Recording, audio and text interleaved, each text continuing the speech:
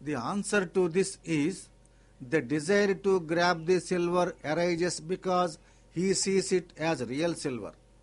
He need not know for certain that it is real silver.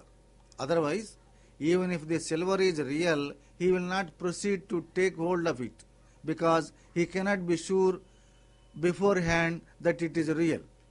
He will be able to know whether it is real or not only if he goes forward and takes it in his hand and examines it. If the opponent says that he will proceed to take the silver only after knowing definitely that it is real, there will be the defect of mutual dependence. Anyonya ashrayatvam, because only after he knows that it is real, he will try to take it, and only after taking it, he will know for certain whether it is real or not. So, we must say that the knowledge that it is silver is sufficient to make him proceed to take it, and the knowledge that it is real silver is not necessary. So, merely because he desires it and attempts to take hold of it, it cannot be said that he has known it as real silver. But if he already knows that it is false, he will not make any attempt to take it. From all this, it follows that the silver cannot be described as either real or unreal, anirvachaniyam. The next objection is, the knowledge of any object comes only through a pramana. So when silver is seen in an illusion, it is wrong to conclude that there is silver in front. But you, Advaitin, assert that there is silver by merely seeing silver in an illusion. What is the pramana for this assertion? The answer to this is, a cognition cannot arise unless there is an object.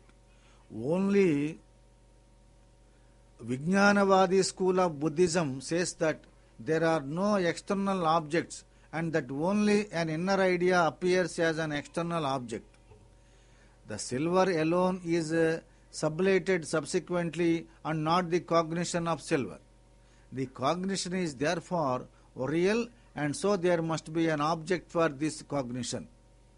This object cannot therefore be called non-existent, nor can we call it real because it is sublated subsequently. So it is anirvachaniyam. Next objection. You, Advaitin, say that the universe is mithya. So how can there be the distinction of correct knowledge and illusion in the world? The answer is, the silver seen in an illusion is sublated later, but the real silver is not sublated during the whole lifetime of the person.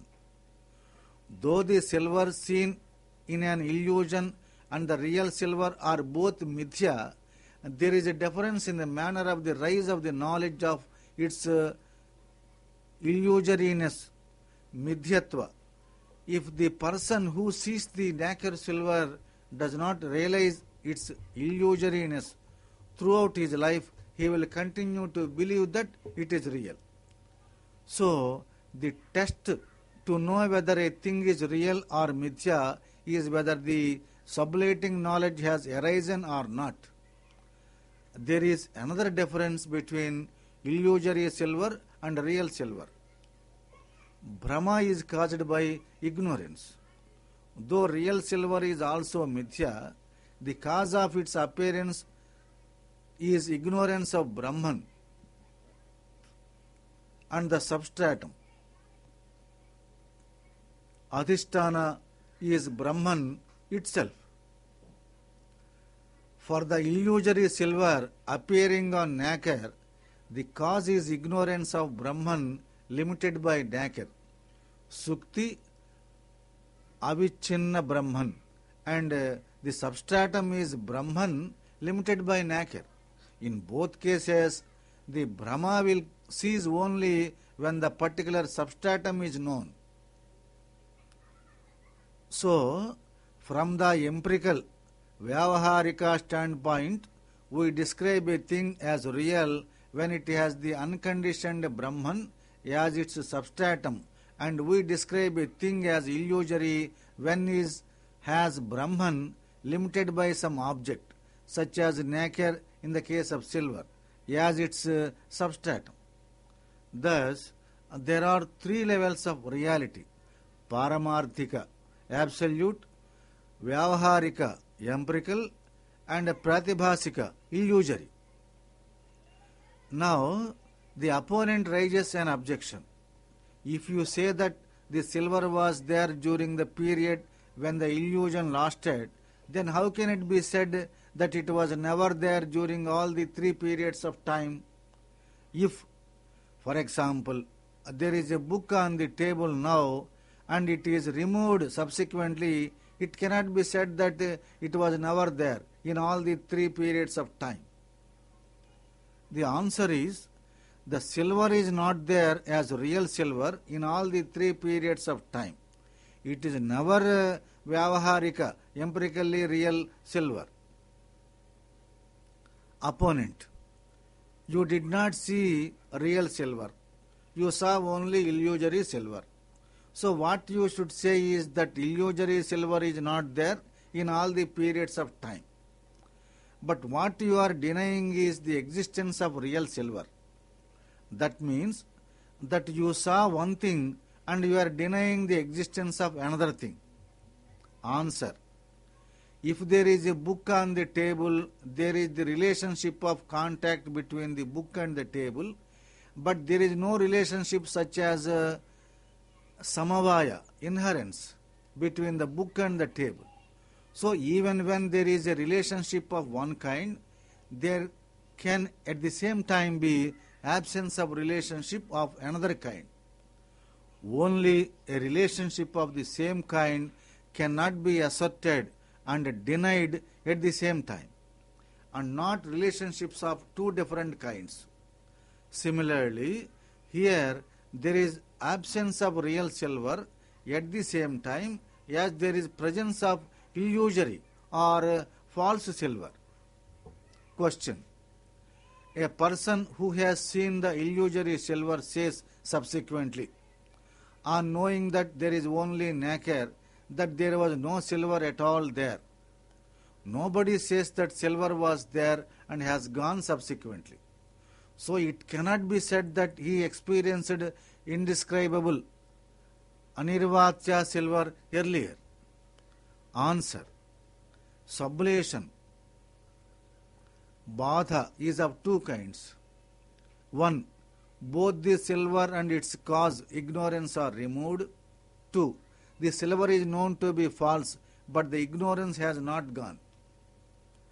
The second kind of sublation occurs when a reliable person comes and says that there is no silver there. In this case, the ignorance which made the silver appear is not removed, but the silver is known to be false. However, the object in front continues to look like silver, but the person believes the word of the reliable person that it is not silver. The first kind of sublation happens when the person who saw the silver realizes that the object in front is only nacre. In this case, the ignorance of nacre, which was the cause of the appearance of silver, is also destroyed. In such a sublation, he cannot at all think that there was silver previously. The knowledge of the substratum, nacre, destroys even the samskara of the illusion. So, even the remembrance that silver was seen in the illusion disappears because the cause of such remembrance, namely the samskara, is no longer there. But he will remember that he had such an illusion, though he will not remember that he saw silver there. The samskara for remembering I saw silver and the samskara for remembering I had an illusion that I saw silver are different.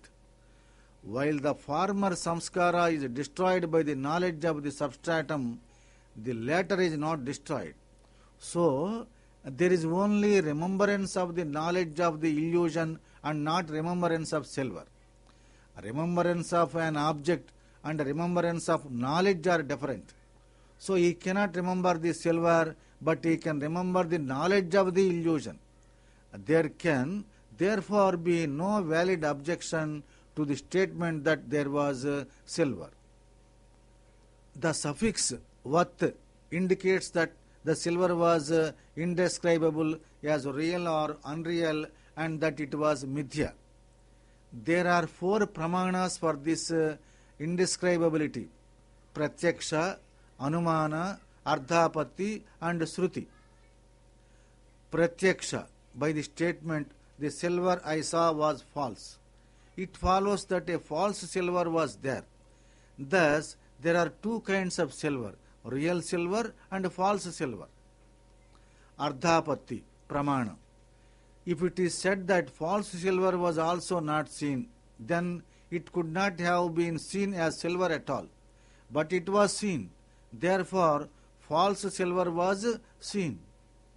Shruti, the statement in the Veda, then there was neither real nor unreal, but there was tamas. This statement means that tamas was neither real nor unreal, but it was there. This proves that there can be something which is not describable as real or unreal. Therefore, the silver seen is neither real nor unreal nor both, but it is different from both real and unreal. This has been brought out by the suffix vat. Thus, anirvachayatva, indescribability, is established. Now, another question is raised. The self is not an object according to you, Advaitin. Adhyasa can happen only on an object such as nacre, rope, etc. When a person sees nacre as silver, he says, this is silver and not I am silver. It therefore follows that there can be no adhyasa on the self. The self is pure knowledge itself. It cannot become an object of knowledge. The answer is, the self can be an object. It cannot be said that the self cannot at all be an object, because it is the object of the concept I. In this concept, there are 2 parts. One is the internal organ, antahkarana, and the other is the pure consciousness. If we leave out the internal organ, what is left is consciousness, which is the same as the self. So the self is also an object of the concept I.